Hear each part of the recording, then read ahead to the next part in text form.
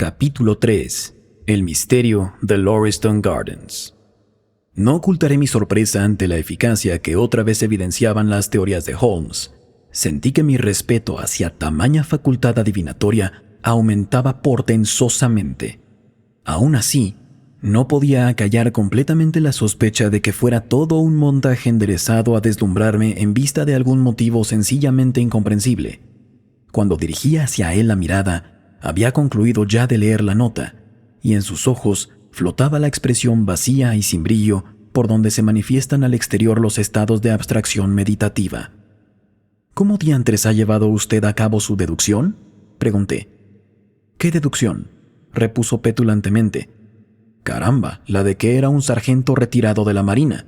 No tengo tiempo para temas de escasa importancia, contestó de manera cortante, y añadió con una sonrisa. Perdone mi brusquedad, pero ha cortado usted el hilo de mis pensamientos. Es lo mismo. Así, pues, ¿no le había saltado a la vista la condición del mensajero? Puede estar seguro. Resulta más fácil adivinar las cosas que explicar cómo da uno con ellas. Si le pidieran una demostración de por qué 2 y 2 son 4, es posible que se viera usted en un aprieto, no cabiéndole, con todo, ninguna duda en torno a la verdad del caso. Incluso desde el lado de la calle, opuesto a aquel donde se hallaba nuestro hombre, acerté a distinguir un ancla azul de considerable tamaño tatuada sobre el dorso de su mano. Primera señal marinera. El porte era militar, sin embargo, y las patillas se ajustaban a la longitud que dicta el reglamento. Henos, pues, instalados en la armada. Añádase cierta fachenda y como ínfulas de mando. Seguramente ha notado usted lo erguido de su cabeza y el modo como hacía oscilar el bastón. Un hombre formal, respetable, por añadidura de mediana edad. Tomados los hechos en conjunto, ¿de quién podía tratarse sino de un sargento? «¡Admirable!», exclamé. «Trivial», repuso Holmes, aunque pude adivinar por su expresión el contento que en él habían producido mi sorpresa y admiración. Dejé dicho hace poco que no quedaban criminales. Pues bien, he de desmentirme. Eche un vistazo. Me confió la nota traída por la ordenanza. «¡Demonios!», grité tras ponerle la vista encima. «¡Es espantoso!». «Parece salirse un tanto de los casos vulgares», observó flemático. «¿Tendría la bondad de leérmela en voz alta?». He aquí la carta a la que di lectura. Mi querido Sherlock Holmes, esta noche, en el número 3 de Lauriston Gardens, según se va a Brixton, se nos ha presentado un feo asunto. Como a las 2 de la mañana, advirtió el policía de turno que estaban las luces encendidas, y dado que se encuentra la casa deshabitada, sospechó de inmediato algo irregular. Halló la puerta abierta, y en la pieza delantera, desprovista de muebles, el cuerpo de un caballero bien trajeado. En uno de sus bolsillos había una tarjeta con estas señas grabadas: Enoch J. Drever, Cleveland, Ohio, Estados Unidos. No ha tenido lugar robo alguno, ni se echa de ver cómo haya podido sorprender la muerte a este desdichado. Aunque existen en la habitación huellas de sangre, el cuerpo no ostenta una sola herida. Desconocemos también por qué medio o conducto vino a dar el finado a la mansión vacía. De hecho, el percance todo presenta rasgos desconcertantes. Si le es posible estar aquí antes de las 12, me hallará en el escenario del crimen. He dejado orden de que nada se toque hasta que usted dé señales de vida. Si no pudiera acudir, le explicaría el caso más circunstanciadamente, en la esperanza de que me concediese el favor de su dictamen. Le saluda atentamente Tobias Gregson. Gregson es el más despierto de los inspectores de Scotland Yard, apuntó mi amigo. Él y Lestrade constituyen la flor y nata de un pelotón de torpes. Despliegan ambos rapidez y energía, mas son convencionales en grado sorprendente. Por añadidura, se tienen puesta mutuamente la proa. En punto a celos no les va a la zaga la damisela más presumida, y como uno y otro decidan tirar de la manta, la cosa va a resultar divertida. No podía contener mi sorpresa ante la calma negligente con que iba Sherlock Holmes desgranando sus observaciones. «Desde luego no hay un momento que perder», exclamé. «¿Le parece que llame ahora mismo a un coche de caballos?». «No sé qué decirle. Yo soy el hombre más perezoso que imaginarse pueda. Cuando me da por ahí, naturalmente, porque, llegado el caso, también sé andar a la carrera. ¿No era esta la ocasión que tanto esperaba? ¿Y qué más da, hombre de Dios? En el supuesto de que me las componga para desrendar la madeja, no le quepa duda de que serán Gregson, Lestrade y compañía quienes se lleven los laureles. He ahí lo malo de ir uno por su cuenta. ¿Le has suplicado su ayuda? En efecto, me sabe superior y en privado lo reconoce, mas antes se dejaría cortar la lengua que admitir esa superioridad en público. Sin embargo, podemos ir a echar un vistazo. Haré las cosas a mi modo y cuando menos podré reírme a costa de ellos. En marcha. Se puso el abrigo a toda prisa, dando muestras, según se movía de un lado a otro, de que a la desgana anterior había sucedido una etapa de euforia. «No olvide su sombrero», dijo. «¿Desea usted que le acompañe?» «Sí, si no se le ocurre nada mejor que hacer». Un momento después, nos hallábamos instalados en un coche, en rápida carrera hacia el camino de Brixton. Se trataba de una de esas mañanas brumosas en que los cendales de niebla, suspendidos sobre los tejados y azoteas, parecen copiar el sucio barro callejero. Estaba Holmes de excelente humor, no cesando de abundar en asuntos tales como los violines de Cremona o la diferencia que media entre un Stradivarius y un Amati. En cuanto a mí, no abrí la boca, ya que el tiempo melancólico y el asunto fúnebre que nos solicitaba no eran a propósito para levantarle a uno el ánimo. «Parece usted tener el pensamiento muy lejos del caso que se trae entre manos», dije al cabo, interrumpiendo la cháchara musical de Holmes. «Faltan datos», repuso. «Es un error capital precipitarse a edificar teorías cuando no se haya aún reunida toda la evidencia, porque suele salir entonces el juicio combado según los caprichos de la suposición primera». «Los datos no van a hacerse esperar», observé, extendiendo el índice. «Esta es la calle de Brixton, y aquella la casa, según parece». En efecto. «Pare, cochero, pare». Unas 100 yardas nos separaban todavía de nuestro destino, pese a lo cual Holmes decidió deshacerse del coche y seguir a pie lo que restaba del camino. El número 3 de Lauriston Gardens ofreció un aspecto entre amenazador y siniestro. Formaba parte de un grupo de 4 inmuebles, algo lejanos de la carretera, 2 de ellos habitados y vacíos los restantes. Las fachadas de estos últimos estaban guarnecidas de 3 melancólicas hileras de ventanas, tan polvorientas y cegadas que no habría resultado fácil distinguir unas de otras, a no ser porque, de trecho en trecho, podía verse como una catarata crecida en la oquedad de un ojo el cartel de «Se alquila». Unos jardincillos salpicados de cierta vegetación anémica y escasa ponían tierra entre la calle y los portales, a los que se accedía por unos senderos estrechos, compuestos de una sustancia amarillenta que parecía ser mezcla de arcilla y grava. La lluvia, caída durante la noche, había convertido el paraje en un barrizal. El jardín se hallaba ceñido por un muro de ladrillo, de 3 pies de altura y somero remate de madera. Sobre este cercado, o empalizada, descansaba su macizez un guardia, rodeado de un pequeño grupo de curiosos, quienes, castigando inútilmente la vista y el cuello, hacían lo imposible por alcanzar el interior del recinto. Yo había imaginado que Sherlock Holmes entraría de golpe en el edificio para aplicarse sin un momento de pérdida al estudio de aquel misterio. Nada más lejos, aparentemente, de su propósito.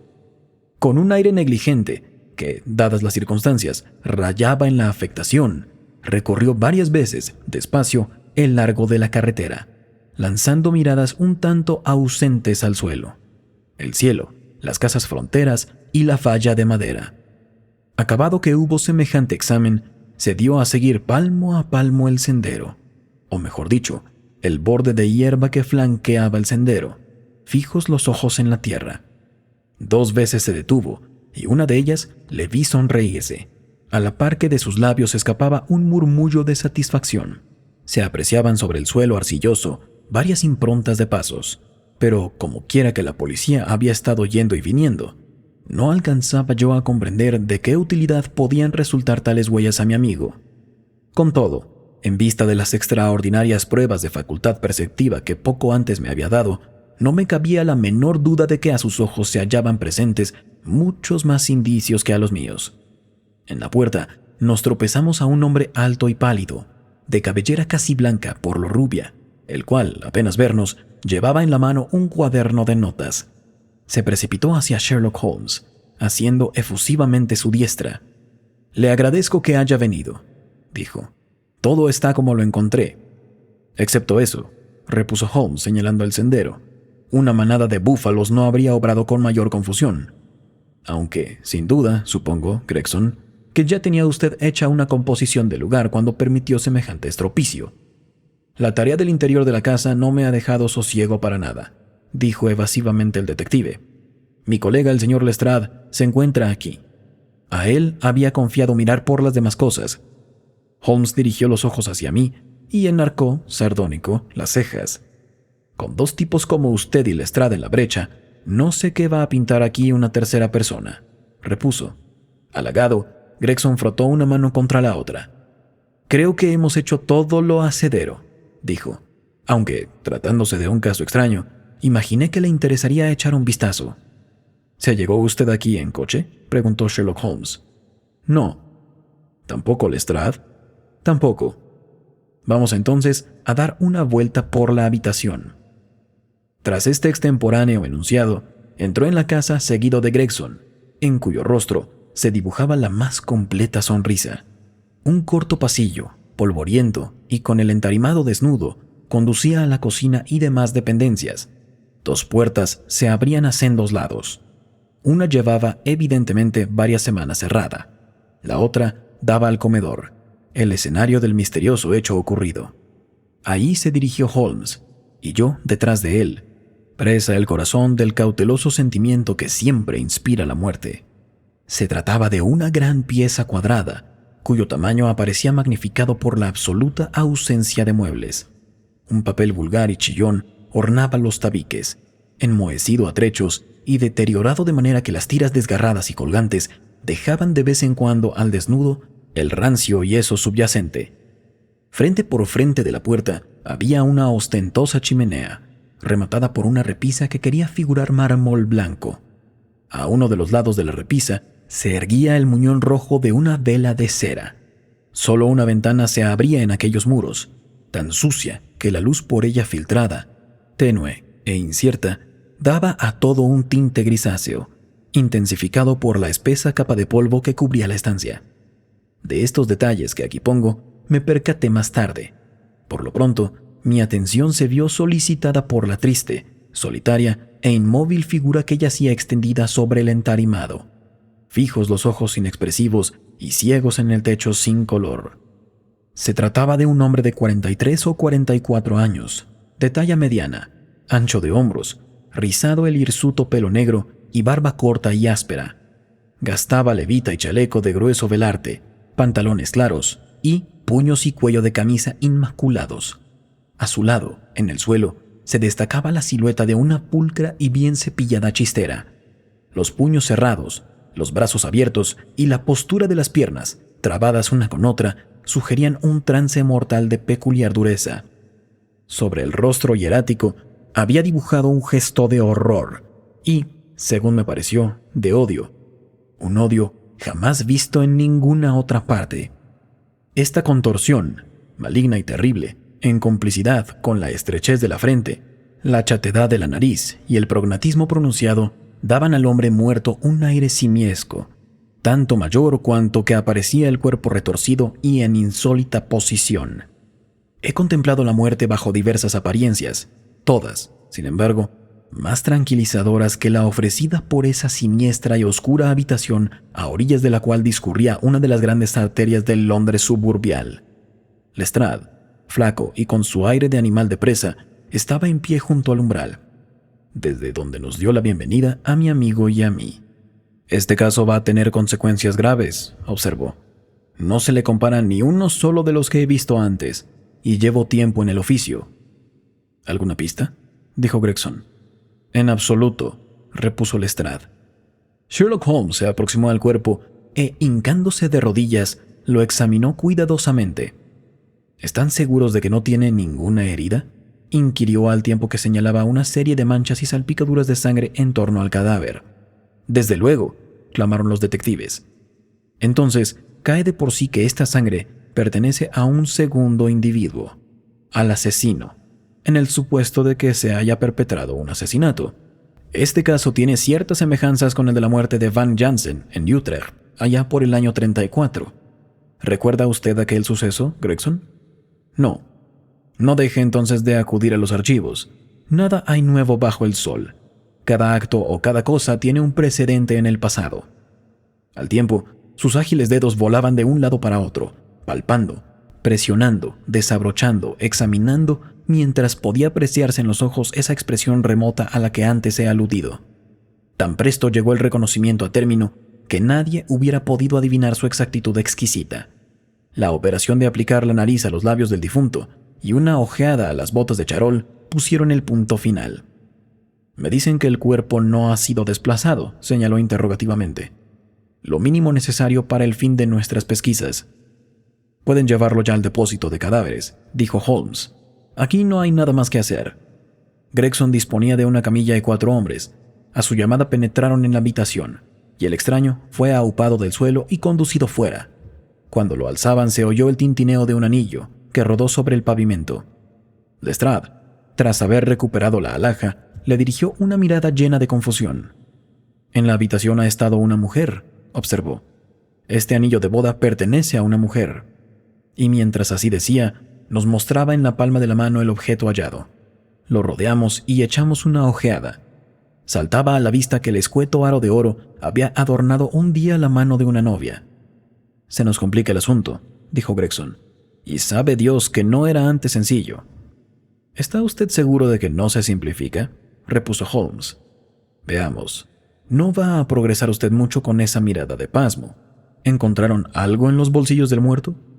«Está todo allí», dijo Gregson señalando unos cuantos objetos reunidos en un montón sobre uno de los primeros peldaños de la escalera. «Un reloj de oro, número 97163, de la casa Barraud, en Londres. Una cadena de lo mismo, muy maciza y pesada. Un anillo, también de oro, que ostenta el emblema de la masonería. Un alfiler de oro cuyo remate figura la cabeza de un bulldog, con 2 rubíes a modo de ojos. Tarjetero de piel de Rusia, con unas cartulinas a nombre de Enoch J. Drebler de Cleveland, título que corresponde a las iniciales EJD bordadas en la ropa blanca. No hay monedero, aunque sí dinero suelto por un monto de 7 libras 13 chelines. Una edición de bolsillo del Decamerón de Boccaccio, con el nombre de Joseph Stangerson escrito en la guarda. 2 cartas, dirigida una a E.J. Drebler y a Joseph Stangerson la otra. Y la dirección, American Exchange, Strand, donde debía permanecer hasta su oportuna solicitación. Proceden ambas de la Guion Steamship Company y tratan de la zarpa de sus buques de Liverpool. A la vista está que este desgraciado se disponía a volver a Nueva York. ¿Ha averiguado usted algo sobre el tal Stangerson? Inicié las diligencias de inmediato, dijo Gregson. He puesto anuncios en todos los periódicos y uno de mis hombres se halla destacado en el American Exchange, de donde no ha vuelto aún. ¿Han establecido contacto con Cleveland? Esta mañana, por telegrama. ¿Cómo lo redactaron? Tras hacer una relación detallada de lo sucedido, solicitamos cuanta información pudiera sernos útil. ¿Hizo hincapié en algún punto que le pareciese de especial importancia? Pedí informes acerca de Stangerson. ¿Nada más?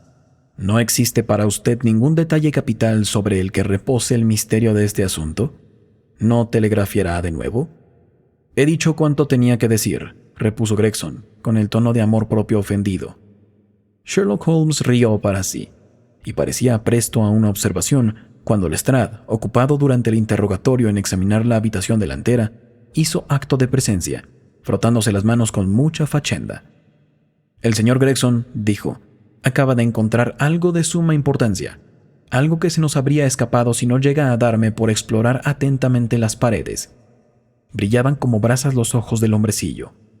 A duras penas capaz de contener la euforia en él despertada por ese tanto de ventaja obtenido sobre su rival. «Síganme», dijo, volviendo a la habitación, menos sombría desde el momento en que había sido retirado su lívido inquilino. «Ahora, aguarden». Encendió un fósforo, frotándolo contra la suela de la bota, y lo acostó a guisa de antorcha a la pared. «Vean ustedes», exclamó triunfante. He dicho antes que el papel colgaba en andrajos aquí y allá. Justo donde arrojaba ahora el fósforo su luz, una gran tira se había desprendido del soporte, descubriendo un parche cuadrado de tosco revoco. De lado a lado podía leerse, garrapateada en rojo sangriento, la siguiente palabra: Rage. «¿Qué les parece?», clamó el detective, alargando la mano con desparpajo de farandulero. Por hallarse estos trazos en la esquina más oscura de la habitación, nadie les había echado el ojo antes. El asesino, o la asesina, los plasmó con su propia sangre. Observen esa gota que se ha escurrido pared abajo. En fin, queda excluida la hipótesis del suicidio. ¿Por qué hubo de ser escrito el mensaje precisamente en el rincón? Ya he dado con la causa. Reparen en la vela que está sobre la repisa. Se encontraba entonces encendida, resultando de ahí una claridad mayor en la esquina que el resto de la pieza. Muy bien, ¿y qué conclusiones saca de este hallazgo suyo?, preguntó Gregson en tono despectivo. Escuche, el autor del escrito, hombre o mujer, iba a completar la palabra Rachel cuando se vio impedido de hacerlo. No le quepa duda que una vez destreñado el caso, saldrá a relucir una dama de nombre precisamente. Sí, ría cuanto quiera, señor Holmes, mas no olvide, por listo que sea, que después de habladas y pensadas las cosas, no resta mejor método que el del viejo perro de rastreo. Le ruego que me perdone, repuso mi compañero, quien había excitado la cólera del hombrecillo con un súbito acceso de risa. Sin duda corresponde a usted el mérito de haber descubierto antes que nadie la inscripción debida, según usted afirma, a la mano de uno de los actores de este drama. No me ha dado lugar aún a examinar la habitación, cosa a la que ahora procederé con su permiso. Esto dicho, desenterró de su bolsillo una cinta métrica y una lupa de grueso cristal y redonda armadura. Pertrechado con semejantes herramientas, se aprestó después a una silenciosa exploración de la pieza, deteniéndose unas veces, arrodillándose otras, llegando incluso a ponerse de bruces en el suelo en determinada ocasión. Tan absorto se hallaba por la tarea que parecía haber olvidado nuestra presencia, estableciendo consigo mismo un diálogo compuesto de un pintoresco conjunto de exclamaciones, gruñidos, susurros y ligeros gritos de triunfo y ánimo, emitidos en ininterrumpida sucesión. Imposible era, frente a parejo espectáculo, no darse a pensar en un sabueso bien entrenado y de pura sangre en persecución de su presa, ora haciendo camino, ora deshaciendo lo andado, anhelante siempre hasta el hallazgo del rastro perdido. Más de 20 minutos duraron las pesquisas, en el curso de las cuales fueron medidas con precisión matemática distancias entre marcas para mí invisibles o aplicada la cinta métrica repentinamente y de forma igualmente inalcanzable a los muros de la habitación. En cierto sitio, reunió Holmes un montoncito de polvo gris y lo guardó en un sobre. Finalmente, aplicó al ojo la lupa y sometió cada una de las palabras escritas con sangre a un circunstanciadísimo examen, hecho lo cual debió dar las pesquisas por terminadas, ya que fueron lupa y cinta devueltos a sus primitivos lugares. Se ha dicho que el genio se caracteriza por su infinita sensibilidad para el detalle, observó con una sonrisa. La definición es muy mala, pero rige en lo tocante al oficio detectivesco. Gregson y Lestrade habían seguido las maniobras de su compañero amateur con notable curiosidad y un punto de desdén. Evidentemente, ignoraban aún, como yo había ignorado hasta poco antes, que los más insignificantes ademanes de Sherlock Holmes iban enderezados siempre a un fin práctico y definido. ¿Cuál es su dictamen?, inquirieron a coro. ¿Me creen capaz de menoscabar su mérito, osando iluminarles sobre el caso?, repuso mi amigo. Están ustedes llevándolo muy diestramente, y sería pena inmiscuirse. No necesito decir la hiriente ironía de estas palabras. Si tienen ustedes en lo sucesivo la bondad de confiarme la naturaleza de sus investigaciones, prosiguió, me placerá ayudarles en la medida de mis fuerzas. Entretanto, sería conveniente cruzar unas palabras con el policía que halló el cadáver. ¿Podría saber su nombre y dirección? Lestrade consultó un libro de notas. John Rance, dijo, está ahora fuera de servicio. Puede encontrarle en el 46 de Audley Court, Kennington Park Gate. Holmes tomó nota de la dirección. Venga, doctor, añadió, vayamos a echar un vistazo a nuestro hombre. En cuanto a ustedes, dijo volviéndose hacia los policías, les haré saber algo que acaso sea de su incumbencia. Existe un asesinato, cometido, para más señas, por un hombre. Mide más de 1,80, se halla en la flor de la vida, tiene pie pequeño para su altura, llevaba a la sazón unas botas bastas de punta cuadrada y estaba fumando un cigarro puro tipo Trichinopoly. Llegó aquí con su víctima en un carruaje de 4 ruedas, tirado por un caballo con 3 cascos viejos y uno nuevo, el de la pata delantera derecha. Probablemente el asesino es de faz rubicunda y ostenta en la mano diestra unas uñas de peculiar longitud. No son muchos los datos, aunque pueden resultar de alguna ayuda. Lestrade y Gregson intercambiaron una sonrisa de incredulidad. Suponiendo que se haya producido un asesinato, ¿cómo llegó a ser ejecutado?, preguntó el primero. Veneno, repuso cortante Sherlock Holmes, y se dirigió hacia la puerta. Otra cosa, Lestrade, añadió antes de salir. Rache es la palabra alemana que significa venganza, de modo que no pierda el tiempo buscando a una dama de ese nombre. Disparada la última andanada, dejó la habitación y con ella a los 2 boquiabiertos rivales.